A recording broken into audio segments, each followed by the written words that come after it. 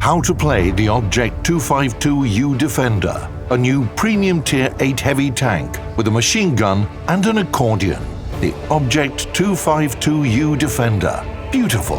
But what does it have against Tier 10 vehicles? Let's find out.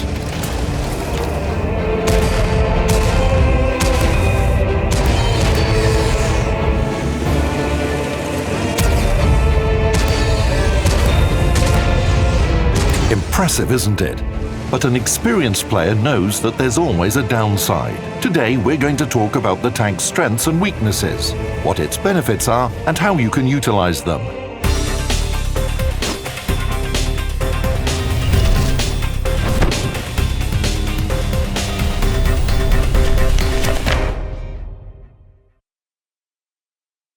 First thing you can assess in battle is a tank's mobility. With the Object 252U, it feels a lot like playing the IS-3. The maximum speed is 35 km per hour. The power-to-weight ratio is 13.5 horsepower per ton.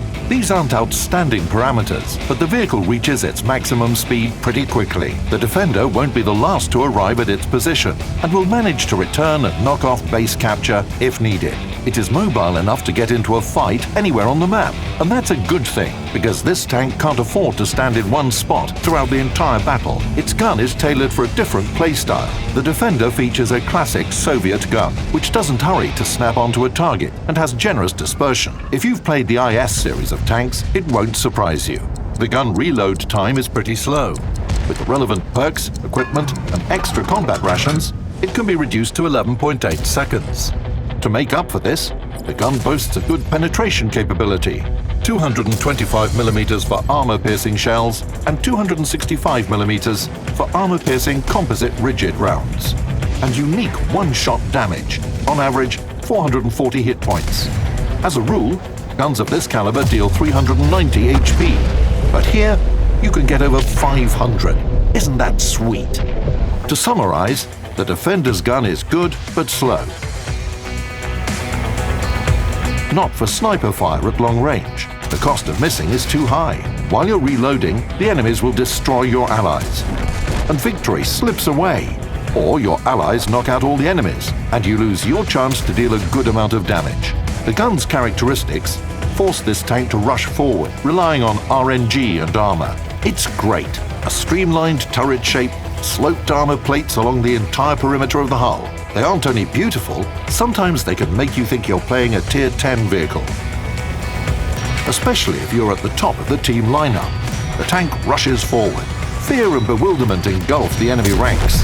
Tier 6 and 7 tanks are panicking. They can't penetrate its armor. Even the lower glacis plate is barely vulnerable to their shells. It's large, but the relative armor there is about 210mm. Only Tier 8 vehicles can confidently penetrate it. When you face them, you'll need your skills of soaking up damage. Let's take a look at the vehicle's armor layout and see what should be done. Let's start with the turret. The passport value for frontal armor thickness is 250mm, but the relative armor thickness can reach 500mm. That's half a meter. This means even Tier 10 vehicles will be able to penetrate only the gun mantlet and a small area around it, and not with every hit. With this tank, you simply must play your turret. Even on top of a hill, the gun depression angle is 6 degrees. Of course, this isn't anything like playing American vehicles, but you won't be a whipping boy either. A Tier 8 tank shouldn't be that sharp. For this reason, the hatches on the roof are only 150mm thick. It's a lot easier to penetrate them than the frontal armor.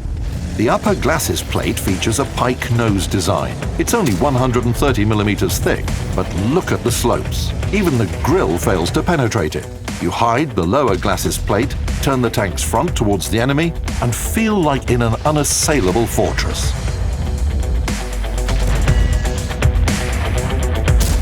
But if you let the enemy approach you from a flank, all the magic is gone. Relative armor thickness decreases. With frontal armor like this, you won't play from the corner of a building for too long. In addition, the armor stops resisting blows if the enemy is firing from above. In this case, the shell's penetration capacity is matched with only the nominal thickness of the armor. This is the weakness of all pike noses, but ours has a peculiarity. If you want to absorb damage with the tank's side, you can expose it, but carefully. In this position, the armor plates can resist shells whose penetration capacity is within 260 millimeters. This instills some confidence, even if you're facing Tier 10 vehicles. The tank's sides won't let you down either. The armor plates behind the running gear are 100 millimeters thick. What does this mean?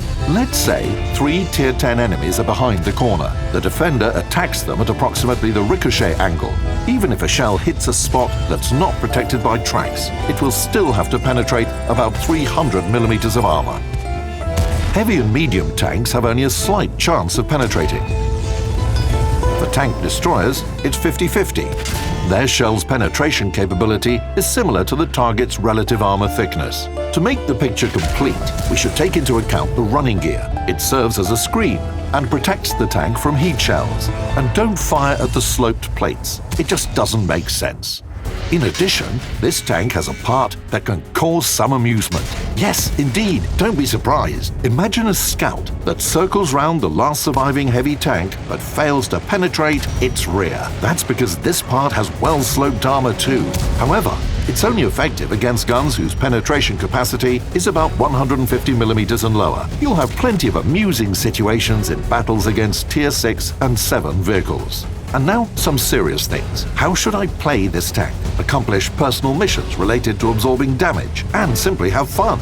To begin with, you should train the relevant perks that reduce the gun's dispersion, and make sure you install the vertical stabilizer and enhanced gun laying drive. When the battle begins, think of where you're likely to meet the enemies and soak up some damage. And while you're driving there, recall algebra and geometry basics.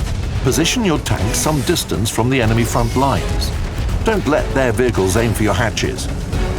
Keep moving. Keep dancing. Hide your lower glacis plate.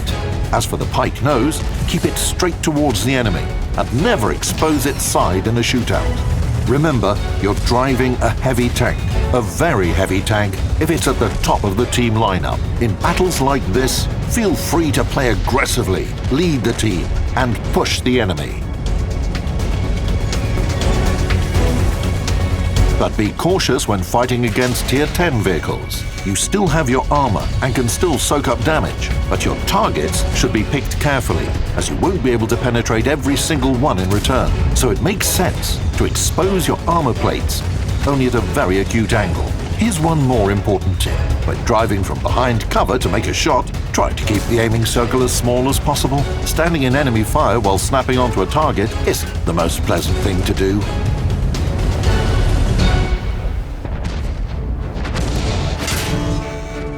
And don't forget that we're talking about a premium tank. Its main purpose is to earn credits, and to do this, you need to inflict damage, spot enemies, and capture the base. All this can be done if you survive for as long as possible.